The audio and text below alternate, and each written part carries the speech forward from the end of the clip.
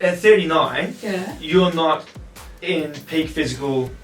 No. Right? Yeah. Right? People start to decline into their 30s, right? But you've still gotten stronger every single year. So I think that's just out of spite. it could be out of spite. But in terms of safety, I agree. I think that big weight cuts are not good. They're not beneficial, really. No. And if you're able to do a 2-hour weigh-in, you'd be seeing people compete in a more realistic weight class. Oh, definitely. I love the buffet breakfast at the Hilton. Oh, was it good? I woke up just for that every day. Buffet it breakfast was amazing. Potentially one of my favorite things about holidays. Yes. It's like we're someplace new and exciting, but like buffet breakfast. Oh yeah. Yes. Yes. All right. So good buffet breakfast. Good buffet breakfast. Do you pace yourself a bit more? Have a little bit longer rest, so you might not deplete your gas tank, but losing momentum and rhythm can actually really negatively affect you as well.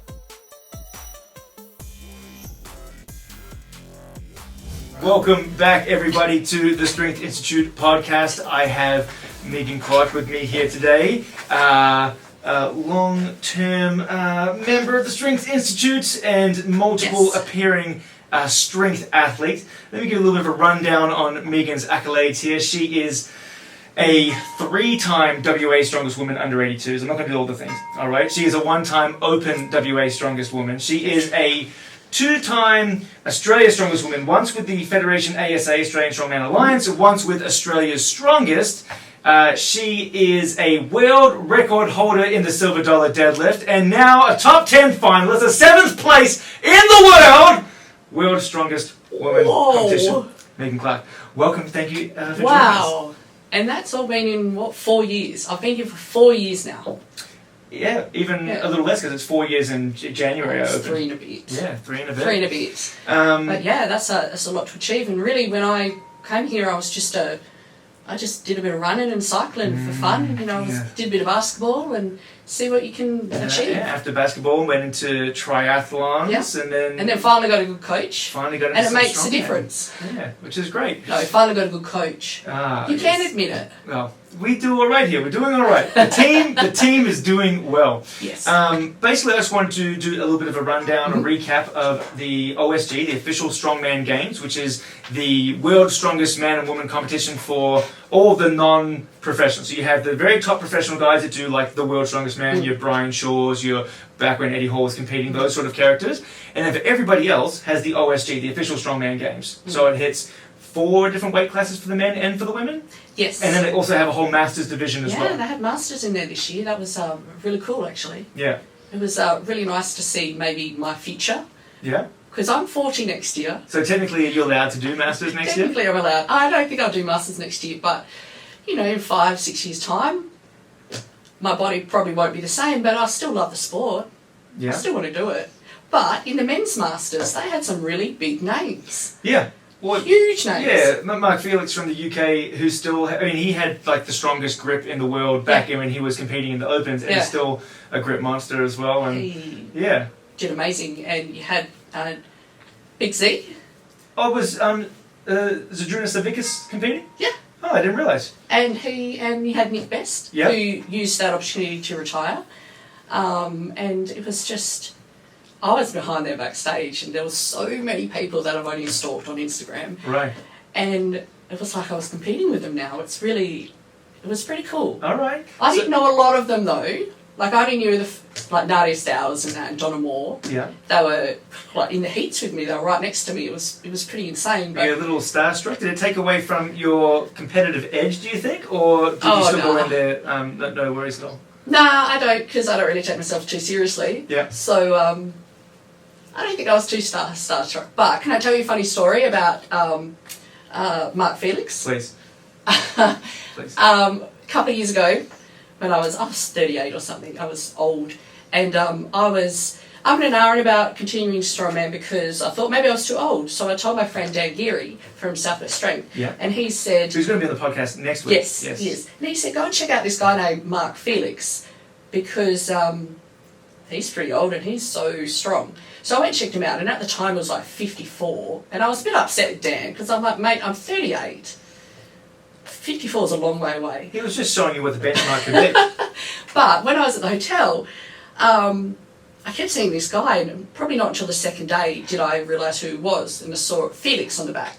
So I went over to have a chat with him, and I told him the story, and I said, my mate told me about you, and you know, you're kind of inspiring me to keep going, even though we're old. And so I said, I'd love to have a photo with you. So he was standing next to his friend, and I've gone over to his friend and I've said, can you take a photo of us?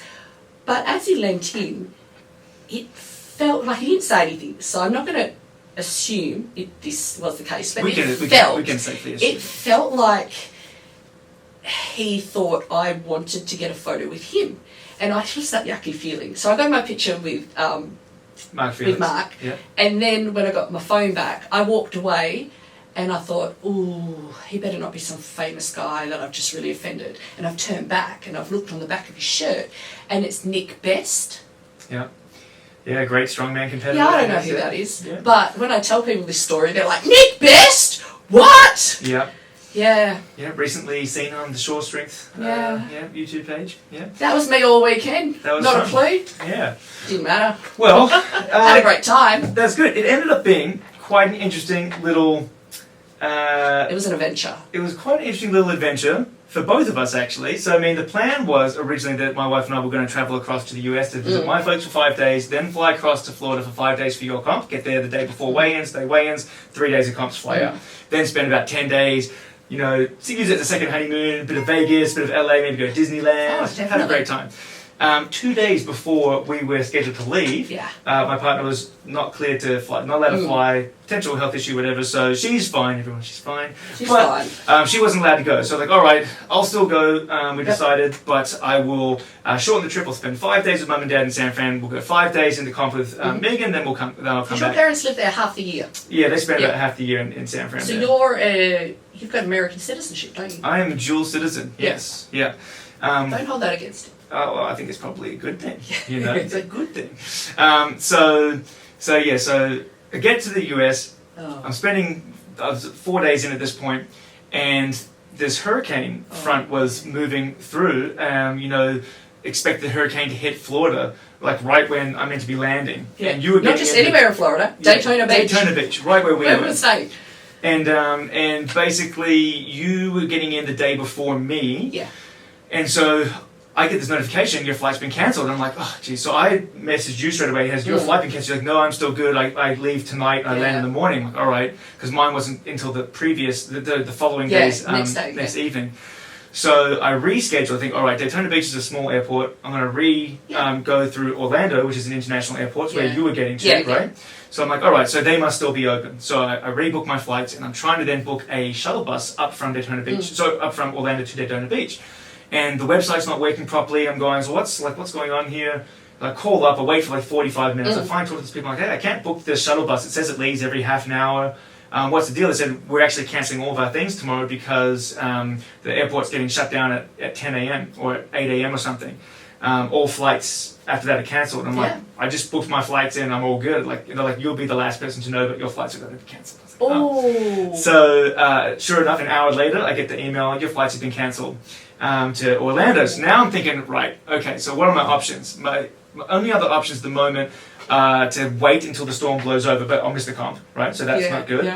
So I then looked, one of my next best options was to fly to Atlanta, Georgia, rent a car and drive about 8 or 9 hours to Daytona Beach. I know, you wrote that all in a message. I know. Like, I could do this, I could do that. And I was like, so I was about to book that, and my wife gave me a call, and I ended up having to come back to Australia anyway. So it's probably for the best. Yeah, and I didn't, at the time, I didn't know if the comp was going to get cancelled. I didn't know if I got there, if I was going to be stuck there. I didn't know if I was going to be able to get there in the first place. So I made the decision to come home. No, you would have got stuck there. Because at Daytona Beach there's like there's 3 bridges that go over to that island. Yeah. And we arrived there mere hours before the bridges shut down. Yeah. So they shut the bridges down. The roads, there was a curfew as well. Yeah. We went out, we were supposed to stay in the hotel for 2 days, but we went out and had a squiz, and you expected some zombies to come out. It looked like a zombie apocalypse. Yeah, there was just, It was a built-up area. It's just there's no cars, no people, nothing. Everything's boarded up, ready to go. The big hotels were allowed to stay open, but as far as I'm aware, like the low-level houses, like caravan areas, all that had to evacuate. All the businesses shut. Even the grocery stores were shut too. Wow. But afterwards, some of the athletes' hotels, they weren't allowed to go back to their hotel because there was too much structural damage. Yeah. Yeah. So some of their pools had gone into the water, and it was just insane. Well, originally, I was booked to stay in a hotel just down the road, a couple hundred meters away from the one you were in, the main one. And a week before we flew out, they said, we've cancelled your reservation. I said, why? Because they actually had a lot of structural damage from the first hurricane about a month earlier. Yeah. They had to close for 3 months. They found all this extra damage. So I rebooked to your hotel. Yeah. And of course I didn't get like the refundable booking because I was on my way. So yeah, it was definitely disappointing. It was bittersweet because it's awesome. You got to go compete, had this, really cool sort of event. Wish I could have been there, but I didn't get to get there in the day, which is unfortunate. Life happens. It is. There's another one next year. I don't know if I want to go next year. Well, I'm going to start saving my pennies now. We'll see how we go. It's a really long trip to get there. Yeah. I don't travel well. Let's just leave it at that. Yeah. Anyhow, so they did end up changing the comp structure a little bit. It was originally going to be over 3 days. So weigh-in was going to be on Thursday, 24 hours, and then Friday was going to be 2 events. It was going to be the Viking Press and the Farmer Walk, Farmer Carry.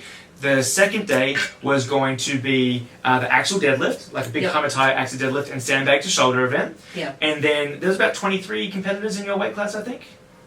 Oh, I thought it was about 27. 27, so 27. It was like 4 or 5 heats. Yeah, 4 or 5 heats, about so let's call it 25 plus competitors. Yeah. If after those 4 events you're in the top 10, you then make it to the final day on the Sunday. Yes. And that was a car walk, a circus dumbbell medley, and the Atlas Stones. And the Atlas Stones, which is pretty cool. Yeah, so I've never done a 3-day event before, so that I was unsure about that because I'm notorious in the past for not getting enough sleep in between the 2 days. You know that. Yeah. Yeah, I just can't get calm and settled. And, yeah. Well, it made sense because they had so many different weight classes and heats and everything going through. 2 events per day doesn't sound like a lot for the athlete, but for the organisers, it would have been a hell of a lot easier because they ended up having over 12-hour days because the live feed shut off at 12 hours. So they were literally working overtime to get everyone in, and they had to change some of the events around a little bit. I think they changed it. They made it shorter. With some sandbags, they took the lightest sandbag out, the lightest stone out, and they shortened the farmers as well. Yeah. Yeah, try to speed through it a little bit more. Yeah, but instead we had to do 2 laps at the heaviest one. I'd not trained for more than 1 lap for the heaviest one. Yeah. And so that one really killed me, actually. Yeah. Well, I think let's go through all the events a little bit now. I'm going to at some point steal all this video footage that your sister took, who was your then now handler / coach on the weekend. Sister coach. My sister Lauren Clark had never actually ever gone to a strongman comp live ever before. And she's just in the back there, surrounded by probably the strongest people in the world. And she didn't give a fuck. She had no idea. It was hilarious at the same time. Yeah. But I couldn't count on her for anything, though, because the first event, she's like, the Viking press. Are you allowed to, do you have to do that with your legs straight, or are you allowed to bend your knees? And that's when I just almost had a little meltdown. I was like, oh my God, this person is handling me this weekend. And she asked me if I was allowed to bend my knees in the Viking press. Well, Whew. A better option would be she asked you if you can do double bend, and then if you've been a whole new God. Yeah. So let's go through some of the events. All right. So there's 25 plus competitors in your weight class. Yep. You know a handful of the names. You know that Nadia Stowers is a multiple-time under 82 champ. She's got multiple open world records. Yes. You know Donna Moore is a 3-time open world champion that's come down a weight class. So you're in like top tier company right here. Oh, all right, which is great. Representing not only Australia but the Strength Institute. All right, which is great. Viking press. You happen to love a good shoulder exercise. I do love it, and because of the Viking press, how it was set up, I guess it's really different to that standard submit one, and it's really tricky to know how heavy it really is. So on the standard submit one, I didn't really make comp weight before in training leading up to it. So I really wasn't expecting too much. Or what we thought comp weight would be. What we thought was comp weight, because you can never tell. So I was pretty happy to get 1 or 2. But I went out there, I started really strong, I got 8. 8 reps. And 8. And then because we had to do it in a minute, so I was getting a bit tired, so I paused for a bit and I had a bit of a rest. I shouldn't have stopped.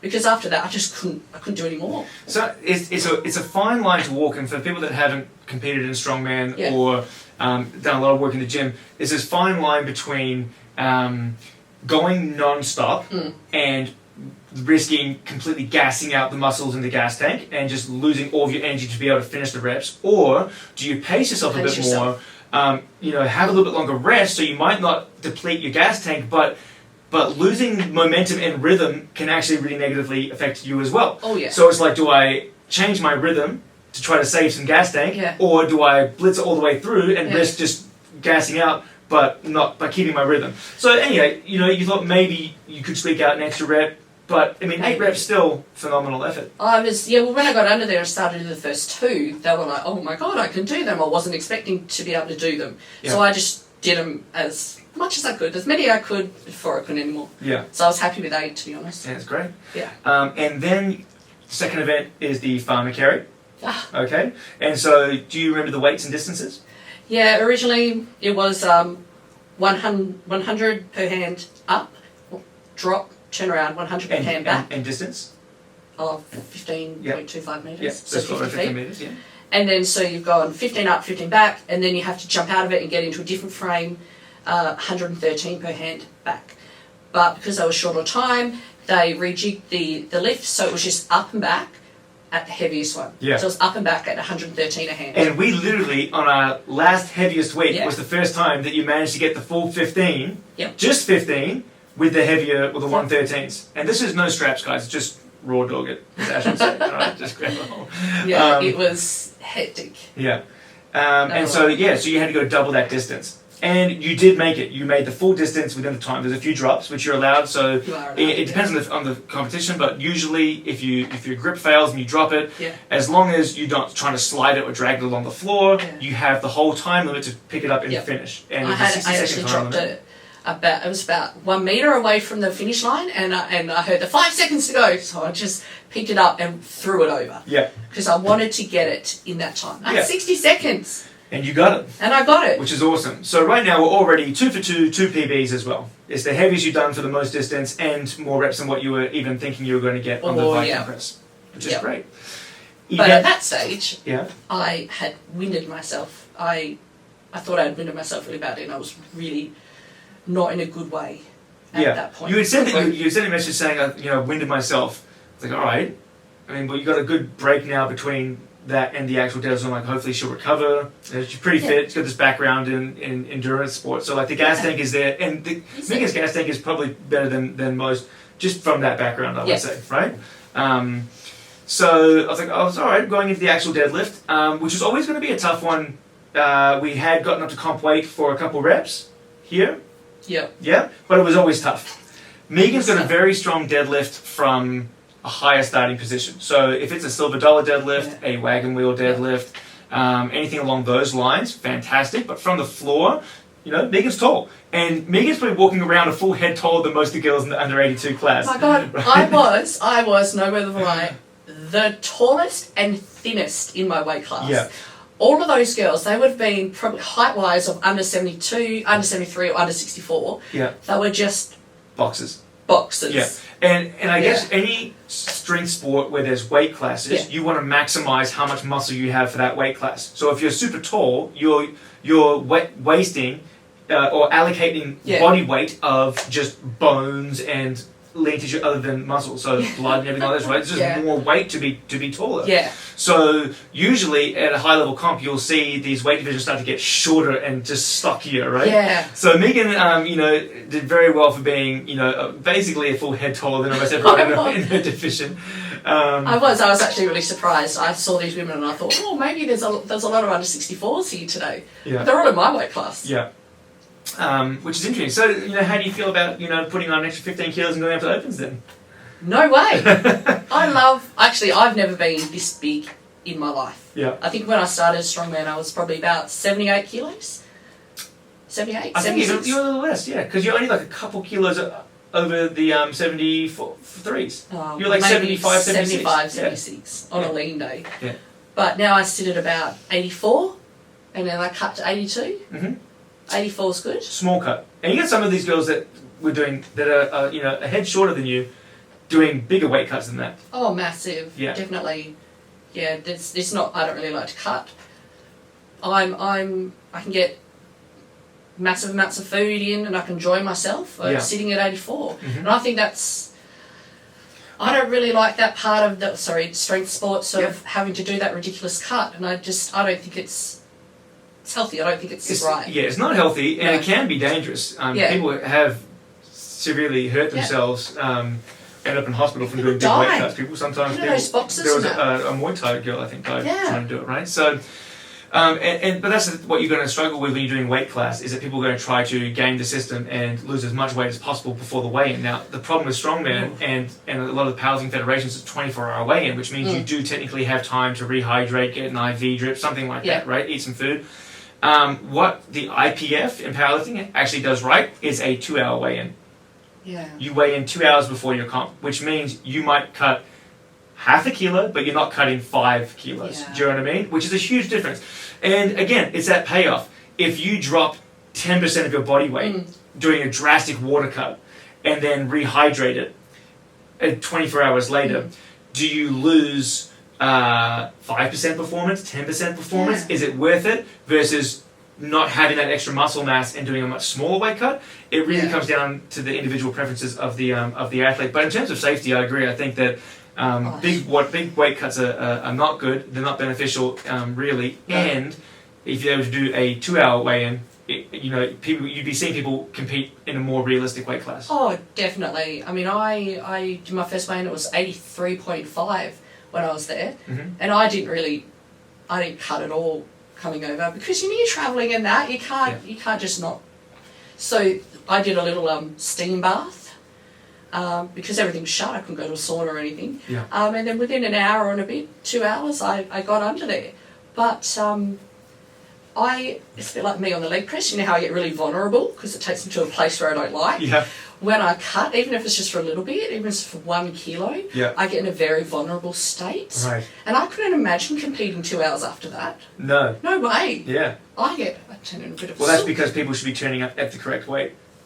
That's the whole point of the 2-hour weigh-in, is that, it's not really to do a big cut. Yeah, right. Yeah. Safety. All right. So that's one of the options. Anyhow, going into event 3, you're feeling a little winded from the farmers. It's the axle deadlift. So it was pretty cool. It was an axle. It was these big Hummer tires, but you were standing on a raised platform, so the barbell was still at normal deadlift height, even though you had cool big tires on it. It was so far down.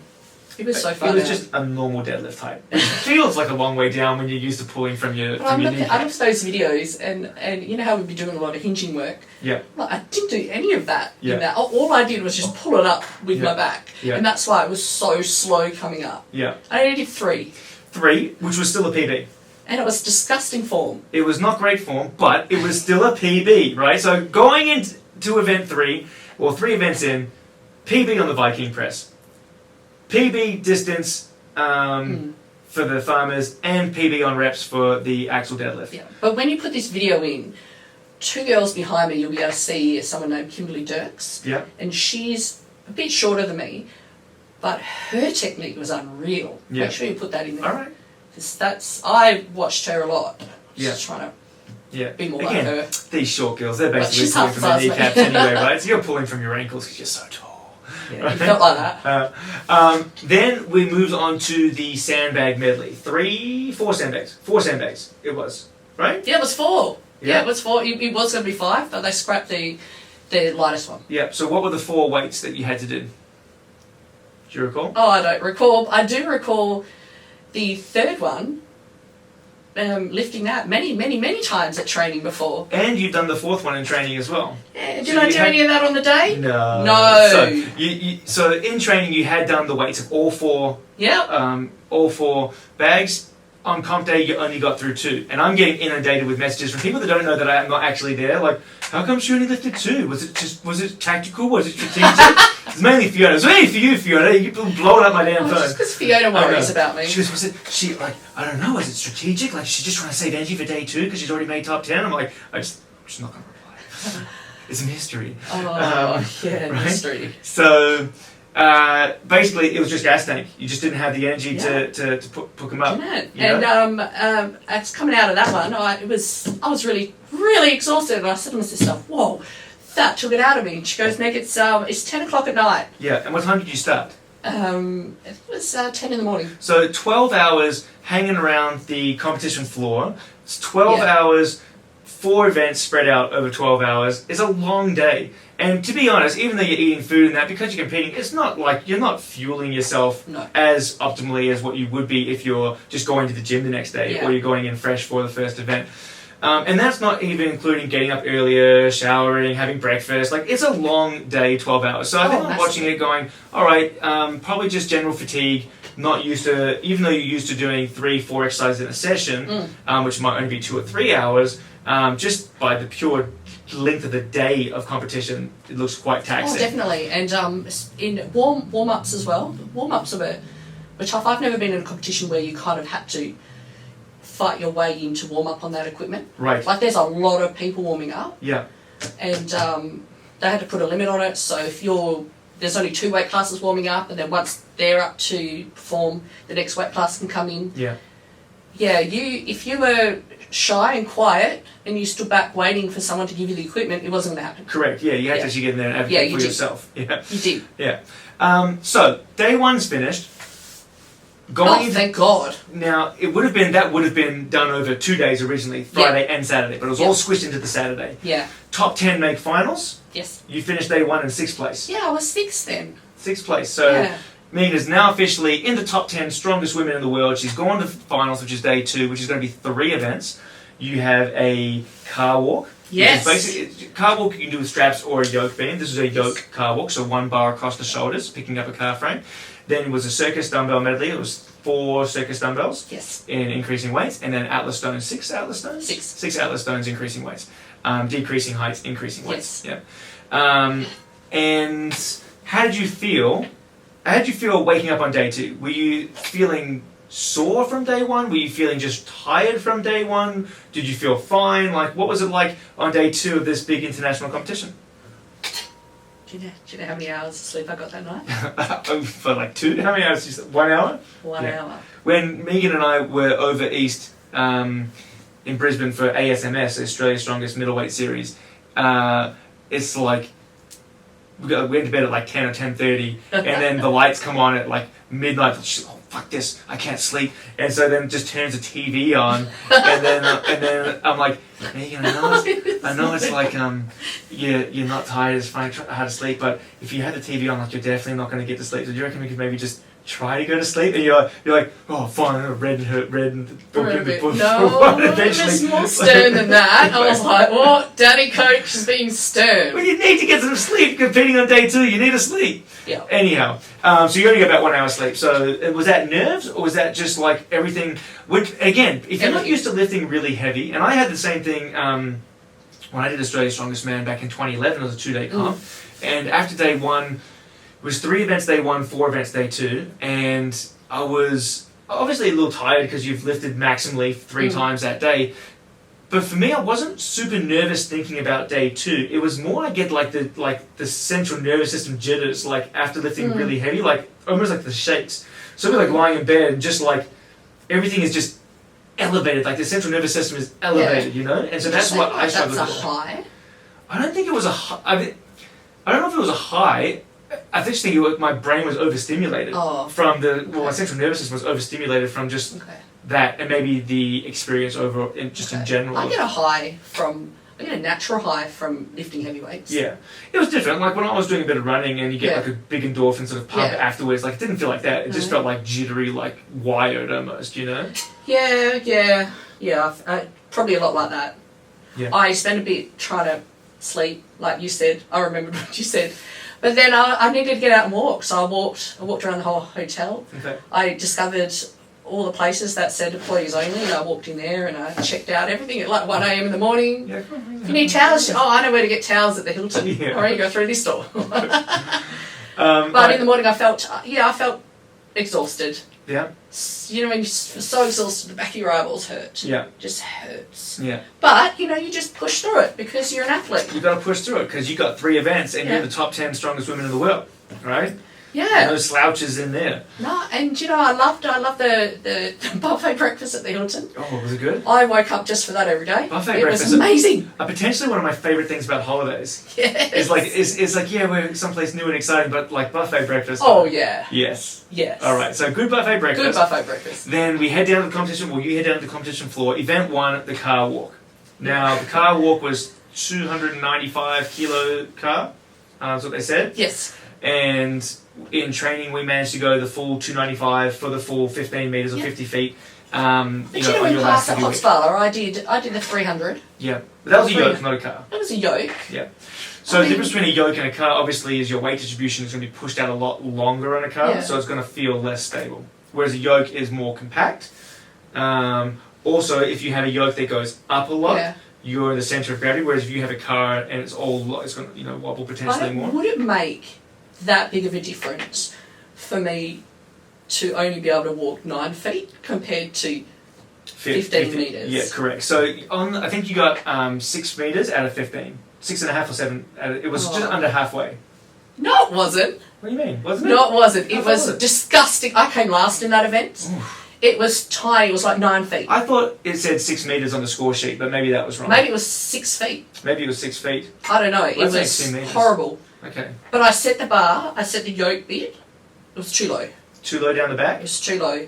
I don't know what else. Oh, you mean you set the whole height too low? The height too low? Right, so you had to pick it up too far, you said. So there's a massive difference between picking up 295 and where it's supposed to be, and if you just go a little bit lower, you squat a lot more weight. Oh my god. And I don't squat 294. No. So the yoke felt heavy, you're saying? Oh, the yoke felt real heavy. It didn't feel like 294, I can tell you that. How stable did it feel compared to my super awesome car frame scaffolding device? It was very similar, to be honest. Yeah? It was very similar. The movement wasn't an issue. The weight was an issue. Okay. So either you were just physically depleted from a heavy first day and not much sleep, or it was maybe a little bit more than 295. Again, it's a car. Like unless they're taking it to like a truck stop, it'd be hard to sort of weigh that accurately. Honestly, yeah, it felt more than 294. Okay. Like, it was probably the heaviest thing I've ever tried to put on my shoulders before. All right. So, any number of reasons, that was really heavy and just a tough one for you. Oh, mate, it was a tough. I think it was a tough one for everyone because there was one girl who she made it across, but she had blood pouring out of her nose, and there was another girl just walking, and as she took a step, the 2 bones in her legs. Yeah. Snapped. Clean break. Yeah, tib fib clean break. Yeah, clean break, and that was just two runs before mine. So you can actually, there's some pretty cool photos of me up there getting the 2 girls who are coming in after that. Yeah. And I've turned them around so they're not watching. Because they're about to step into that very same car. Yeah. I was like, turn around, girls, turn around. And it's me kind of going, ooh, but just trying to keep them pumped up. And, and it was horrific because then the medic was right next to us. Yeah.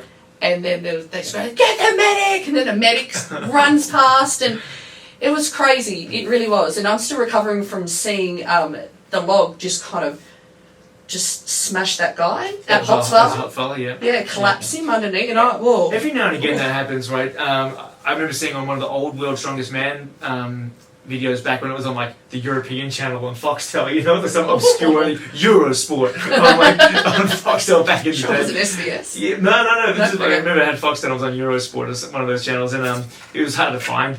And it was a yoke. Seems to be yoke is a repeating thing here. It was a yoke and a refrigerator on either side of the yoke, so it was a fridge yoke instead of a car yoke or a yoke. Okay. And similar thing, a guy snapped his leg doing that one.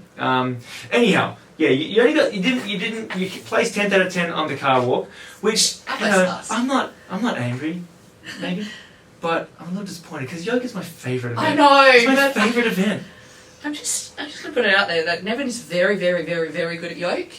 And I'm just not. But, you know, give him a log, it's a different story. It's true. Anyhow, and I'm just kidding. Obviously very proud of how Megan did on all of the events. So car walk's done. We're into the last 2 events. One is a ascending weight medley and circus dumbbells, which is just like a giant caveman style dumbbell. and then obviously the Atlas stones to finish off. So in training, well, first of all, for the comp, it was 4 weights, and it was very strange jumps. It was 40, 3, 46, 59, and then 60 something. Yeah. I was like, how do you go from 43 to 46 or 48? How do you do a 5 kilo jump and then a double that? Anyhow, regardless. In training, we had gotten the first 2, so the 43, the 48, and you were bees dick away from getting the 59 kilo so one. Close. We were like, we'll get it on the day. So about here, right? And that was the end of training. So we're like, all right, it's close. It very well could be there on the day. Yeah. But it wasn't quite there on the day. Can I just say that the monster dumbbell is very different from the circus dumbbell that we used on the day? Yes, absolutely. No one told me the handles fatter. The handles were ridiculous. I don't know what the first one was, maybe 8 inches, but then there was the second and third were 10 inches in diameter. No, well, 10-inch balls in diameter, the ends. I don't know, because the grip got fatter and fatter. I think that the grip is meant to be like 2.5 inches across. It's like this. It was a big old chunky thick It's grip. like this, and I have a massive hand. Yeah. And it was ridiculous. Yeah. And so back there warming up, it was the first time I've actually put one of these in my hands. Yeah. And I'm kind of going, oh shit. Right. Oh man. Anyhow, so that's the thing, like, we try to get stuff as close as possible. Also, ours is basically, our monster dumbbell is sort of like a short cut off of a log, right? It's just cylinder steel that they've put a bar that you can load weights onto, where these are rounded circus dumbbells. So it's, you put a round versus a cylinder tube on your shoulder, it feels completely different as well. But but I just can't afford to buy all the equipment, Megan, so you have to deal with what we have. Okay. I think if we were to do a monster dumbbell again in the future, I would purchase some with the wider grip. Yeah, just to get that experience. Because that threw me off, because you don't even hold it in the right. You have to hold it more like this on your shoulder, because you can't hold it like that. Right. Because you can't put your hand around it, right, so you've got to be more underneath it. Okay. And it's a completely different angle. Anyhow, so for the first time tackling, not unprepared, just like, inexperienced with it. Yeah. Still prepared well. So you got the first 2, couldn't get the third one, but that is, again, on par with what we had done in training, so still a good result there. It was not underperforming. If you would only get the first one, I would say maybe that would be underperforming. Okay. But you got both of what we got in training, didn't quite get the third one. You're a lot kinder to me than I am to me. Well, that's why you're a champion. Then finished off with the Atlas stones. And you've been practicing your 1 motions. All right? Oh my god. Yeah? You want to tell everyone what a single motion is on a stone? Well, I guess you just pick it up and you just put it on the platform without having to rest it on your lap and re-grip, right? Yes, yes. So it's like the same motion as a log. You just pick it up and you hip drive thrust and arm lift. Yeah. So I was taught how to do that a few weeks out, and never in a million years did I think I would step up and do 4 out of the 6 as 1 motion. Single motion, 4 out of 6. Like, this is the time where all those short women, oh, you short bitches, watch this, because it was so easy for me to just go like that. And then I just ran out of time. I got the very last one, and that would have been a PB for me. That's 134. Yeah. I've only done a 130 in comp. Yeah. And I got the 130 on my lap, and then the time ran out. And so you got the 5th. What was the first weight? Do you recall? Was it 90 or 80? 90? Something. And it was basically really even high. jumps all the way up through to 135, which is great. So you got 5 out of the 6 on the Atlas stones. Yeah. And you lapped the final one, but just ran out of time. I was ready to... Just ran out of time. Yeah. I lost some time on the 5th one because the 5th Atlas stone was stuck to the ground with tacky. I couldn't lift it off the ground. I was just going to bring the mat with it. The fourth stone, you lost a bit of time as well because you single motioned it, but you hit the... And it took a couple seconds to roll it on top. But again, I think fantastic effort. 5 out of the 6. Oh, it was my favourite. And on par with getting a PB, just ran out of time a little bit on the last one. Yeah. So, all in all, after 7 events, 2 days, a hurricane, travelling to the other side of the world, and a lot of these girls were local, US girls, alright? You travelled literally as far away as you could have gone to this comp. It's 36 hours to get there. Yeah. And you placed 7th in the world. Yeah. Which is a fantastic achievement, I think. Yeah, I was pretty happy with that, actually. Yeah. I don't think, I mean, maybe I could have come 6th, but there was a big jump between 5th and 6th. Yeah, from what it seemed like was the top 5 girls were definitely ahead of the pack. Oh, yeah. Then there was like 6th, 7th, and 8th. Was it 3 of you? 6th, 7th, 8th were like their own little middle pack. Yeah. And then there was another big jump to the rest of the pack. Yeah. And so, I think 7th place in the world is phenomenal. Yeah. I mean, these weights were really heavy because there was a lot of, I'd say probably a third of my group no-repped a lot of the stuff. Yeah. There were a lot of zeros for... And I'd be interested to know in the top 10 how many were first-timers at OSG, because we know that Donna Moore is a 3-time champion, Nadia Stowers is a champion. Like, they have that experience there as well. And this is your first time, and to come 7th is pretty awesome, I think. Yeah, well, the girl, the lady, Bailey, who came, she's from the States, she came 6th. It was her first time as well. Yeah. So we kind of, she looked after me. She's from America and she didn't have to travel crazy amounts. Yeah. But, she looked after me. It was good. Very nice. Hi, Bailey. If you're watching, thank you, Bailey. Thanks, Bailey. Then, and again, what we're about to tell you next is not any making it of an excuse, but, it makes things even more impressive. Is that the very next day, you tested positive for COVID, and you were then bedridden in Miami for 2 days, more or less. 3 days. I never left my hotel room. Had all the stuff planned. Did you end up going to the basketball game? No, my sister went to the NBA. Megan, having a staunch background in basketball, was very excited to go watch an NBA game in Miami. But like I said, tested positive the day after, was bedridden 3 days in a hotel, didn't even get to go to the NBA. So I think, that does explain a little bit of why there was that extra fatigue in the sandbag, a little bit less recovery between days, to be, testing positive the day after the comp, and then being hit quite hard with it. And it was a very strong positive. I mean, there were indicators during the day, or during the weekend, that I thought, oh, maybe that could have been COVID, but I just didn't want to think it. I just thought maybe the aircon was really cold. That's why I was rugged up the whole time, and I thought maybe I'd winded myself, and that's why I couldn't breathe properly. But I never once did I think that I had COVID. Yeah. I just think it was like, please don't have COVID. Right. So then I tested on Monday, and within seconds it came up so strong. And my sister was like, well, you've probably had this for days now. Yeah, because it's got to incubate and get there to where it tests positive. So, and there you go. Again, not an excuse, because champions don't make excuses. No. But makes it even more impressive to finish 7th in the world while testing positive for COVID directly after the competition. Pretty awesome. And that was the start of hell. Yeah. No. Well. Which I'm still not over yet. I've still got long COVID now, so.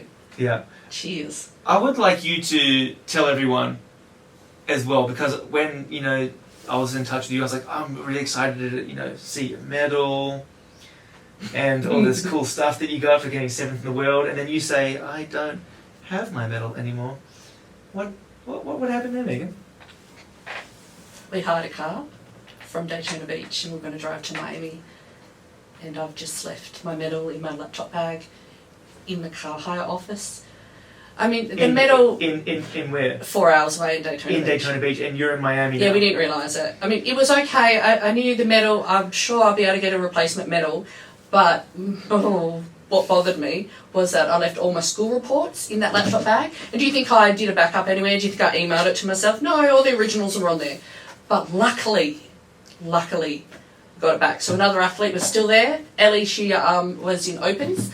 She was hanging around there for an extra few days, and she went in, took it back to Sydney, and then express posted it back to me. Yeah, my reports were late, but I had a really good excuse. That's right. Left them on the other side of the plane. And then I left my passport on the plane, and it's the usual stuff for me, though. Okay. Usual stuff. It's what makes things more exciting. What, when you travel with me? Yes. There was this time at Miami where I woke up and it looked like someone had been murdered in my bed. But because I was so out of it and sleeping 23 out of 24 hours a day, I had fallen asleep eating red velvet cake, and I'd rolled it in my sweaty self all through the sheets, and it just went everywhere. And I must have fallen asleep before chewing, because all in my teeth, and it was all through the bed, it was all through my hair. Well. I just sweat and slept for 3 days. Yeah. That's all I did. That was my Miami. Yeah. All right. So anyhow, I guess good news is she does have her 7th place, top 10 final I did get it back. medal back, which is awesome. I did get So it thank you for Ellie for bringing that Thanks, back to Australia Ellie. and You're a then legend. Express posting it back to you. It was very cool. So I guess final thoughts. How do you think the comp went? Are you happy with how you went personally, all things considered? Is this something that you want to try to do again soon? Give us the rundown. Well, I think if you ask me in a month's time, once maybe I'm recovered properly, yeah, I'd love to do it again. But at that point, I would never, I don't ever want to get on a plane again. It's a long trip. It's just that with that COVID and like I was really sick on the plane coming back. It's 16 hours to be sick. I was sick in very many ways that I'm not going to get into. There was at least one time on the holiday, because we went to New Orleans after Miami, and then I could only plan one outing a day of 2 hours, and I was really pushing myself. Like my eyes couldn't focus, and I wanted to pass out at all times. But I didn't want to let my sister down, because she'd come for this great holiday together, and yeah, I didn't want to ruin it. So, to be honest, when I was buying my ticket to Melbourne for the AS International, I know it's only a 3-hour ticket, a 3-hour flight, but I'm like, I really don't want to get on a plane again. And to be honest, unless I change my mind in the next month, I'm okay not going again next year. All right. So travel aside, the comp was amazing. The comp was amazing. I've never seen a comp run like that before. It was next level. Yeah. Next level.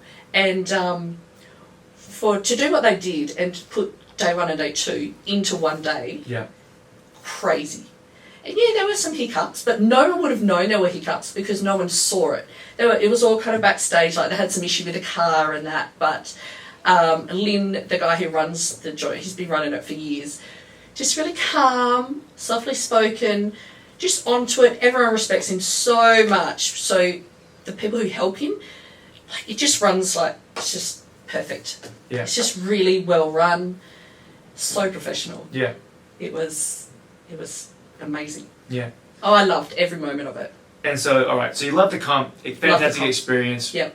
Amazing to see just the scale of it all and the level of competition there. Oh, it's next level. If you come around to the idea of travelling again, you'd definitely be keen to go to another one. Yeah, I would be definitely get. I think I get another invite because I've made top 10. Oh, top 10 gets. So I think I get an invite anyway. Ooh. But I'm going to have to think about this one because I had to take time off work, and because as a school teacher, you don't get extra holidays other than the school holidays. Right. So I had to take leave without pay. So that was fun. Yeah. And I just have to prepare better next time. I don't know. Ask me in a month and I might change my mind. And then, what are your thoughts on your performance? Are you happy with 7th? No. Hey now. I wanted to win. I wanted that big gold Oh, the belt big that you were going to make That's me. what I'll get you? Yeah. But he did put into perspective, even though I come 7th, the big gap between 6th and 7th and 1st and 5th. Yeah. That is, yeah, I'm strong, but there's a whole different, there's a whole different level. Yeah. And I'm not there. And I don't know if I'm going to be there because, I'm old. Is it possible for me to get there? I think hormonally. Oh, great. No, I'm just saying. I'm just saying that in all being realistic, Yeah. at 39, Yeah. you're not in peak physical. No. Right? Yeah. Right? People start to decline into their 30s, right? But you've still gotten stronger every single year. So I think that's just out of spite. it could be out of spite. Well, I think though is with the correct training. And look at my dad for an example. He's 75. Yeah. He is literally the strongest he's ever been on he benched 107.5 kilos at 75 years old. At 70 years old, he could barely bench 45 kilos, right? Yeah. So mindset, coach, everything. So like that. I think mindset, nutrition, Yeah. discipline training, Yeah. recovery, there's all these things that there's no reason why you can't keep getting stronger, Yeah. right? I guess it all comes down to time. Do you have enough time to get to that top echelon of podium? And is it something that you want to do? Because, like you said, there's a financial cost to it. There's a huge time cost. There's a social cost. You're not going out and hanging out with friends on the weekend. Yeah. There is probably a health cost to your, it's always great, and we always preach, being strong is always a good thing. But when you're putting and throwing hundreds of kilos around, you are training at an increased risk of injury. There can be long-term injuries as well, right? Yeah. So there are a lot of costs associated with continue to train and to try to be the very, very best in the world. Yeah. So it's interesting, it's something you get to think about what you want. When I was there, I don't know if it was just the COVID talking as well, but when I was there surrounded by the world's strongest people, like there was nothing in me that was going, I want to be the best, I want to beat all these people. But, maybe because I was feeling a bit low because of COVID, but nothing really screamed at me as to, I want to do this, I want to be the best, this is where I want to go, and I'll do anything to get there. Right. I'm glad I had that opportunity. And it's still 7th in the world, Megan. It's still phenomenal. Phenomenal. No, it's not like 8 people rocked up. It's like you had to qualify to get there, and you made finals, and you still came 7th in the world. It's pretty cool. It's pretty cool. Last question for you. It's probably because I'm not. Hang on. It's probably because I'm not used to coming 7th. Right. I don't like coming 7th. It feels weird. Feels weird. Yeah. Yeah. Yeah. I like to step up on that So you podium. can turn it upside down. It's like a big L, big loser. Loser. No. I guess. All right. Final question, and Yep. I'll ask this because I've experienced it before. When I finished playing rugby, or when I just, after I won Australia's Strongest, you experienced it after you won Australia's ASMS, is post-competition blues.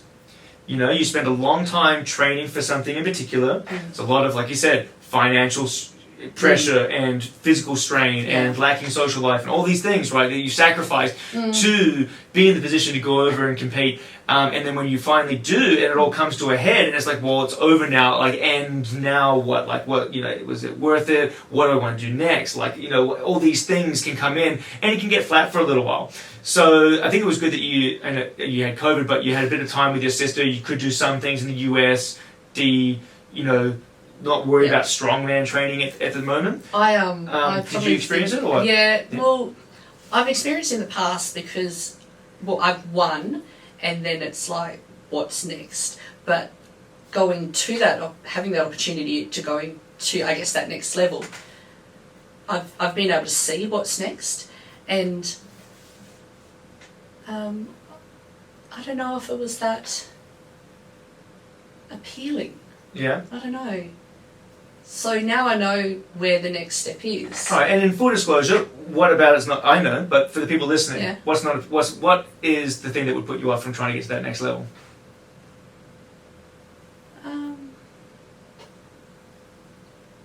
It's not what would put me off. Right. It's what it gives me back. Right. Because I know I was sick, but what felt really good when I got home was to walk back into my classroom and see my kids. And the feeling that it gave me, I did not feel that feeling at all in the States. Right. And I feel that feeling after, I won Australia's Strongest. I guess because we were away, I was with my friends, we were lifting heavy stuff, we were enjoying ourselves. I think maybe I'm just looking for more opportunities to just have, to be happy and to... I don't think I'm seeking that competition anymore. Right. In saying that, you turned around and we started training for another competition already, so there's still some competitive drive. Competition's over there. All my friends are going to be over there. We're going to have a great weekend. I'm going to lift some heavy stuff.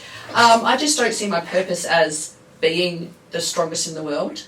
I would like to help other women get into the sport, or even just get stronger, or even just become more empowered. Right. And a lot of women do that through strength sports. Absolutely. That is more my purpose. Okay, and that's a great purpose. And there's lots of opportunity for that here as well. Mean, you've inspired heaps of people just in our gym even, just to get in there and start competing, right? So not the men though. I don't know what's happened with the men. But no men want to. Byron, excuse me. Byron's out there doing static monsters. Okay. Yeah, right. Yeah. Yeah. So we'll see. Maybe I'll try to pick my game up and inspire some of the guys. But but all right. So that's interesting, you know. So that wasn't the answer you expected, right? No. No. No. So I think that's good. I think it's important to, you know, before the intention is to compete to win, and potentially in the future that might be the same, but it also might be to inspire, to teach, to just have a good time, which is all perfectly legitimate reasons to get out there and train hard and to compete. I mean, I wanted to seek opportunities. Yeah. And now I've had all these opportunities. It's great that I've experienced them, but maybe I want to look at other opportunities now. Yeah. I'm not sure really. Yeah. Well, I think time will tell. I think I've got a lot of making up to do. Because, like I was an athlete for all my life, but I really messed around when I was in my late teens and my early 20s, and I really missed out on the opportunities that I could have had when I was in my peak physical, state. And I didn't really take advantage of that. Made some interesting decisions, and now I just want to prove it to myself. So now I've already proved that. I've gone to Worlds. Do I need to do it again? I'm not sure. Okay. Well, time will tell. Time will tell. Awesome. Thank you so much for coming on to the Stream Energy Podcast again. I think it's always a pleasure, Nevin. Yeah. And for those of you that are watching for the first time, like and subscribe. And if you haven't liked and subscribed, and you're watching for more than the first time, shame on you. Like and subscribe. Help this channel grow. How dare you? This is the seventh strongest woman in the How dare you? seventh strongest woman in the world telling you to like and subscribe. Okay. Thank you. We'll be back next week, and we'll see you then. Have a good one. See ya.